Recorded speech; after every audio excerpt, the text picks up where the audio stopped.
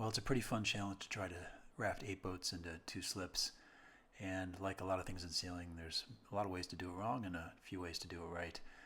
In this case, you'll notice that we've used a bow line to lock the bows into place so that the boats don't rotate against one another.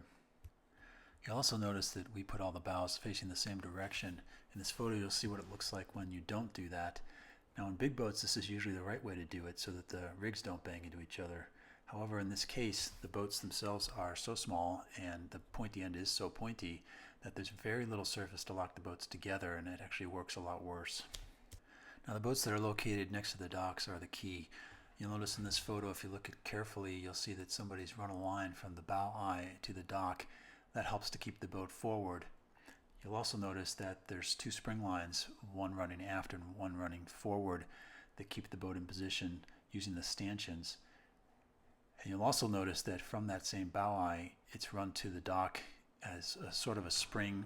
And importantly, you'll notice there's not a line running from that aft stanchion directly to the cleat opposite it. That would only be a few feet of line, which wouldn't allow much spring. And we call them spring lines because they actually serve that function. This is triple braided nylon, which stretches about 15%.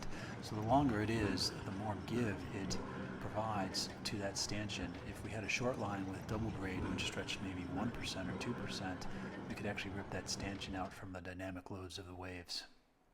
So what else could go wrong? Well, let's take a look at this photo. You can see that one of the spring lines is actually run over the lifeline. That's not going to work.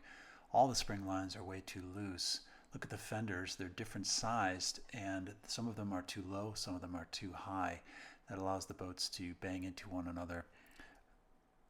Again, the key to the whole system is to have everything in tension and have some spring in the system, adequate fenders to keep the boats from getting damaged when the waves come through and the wind picks up.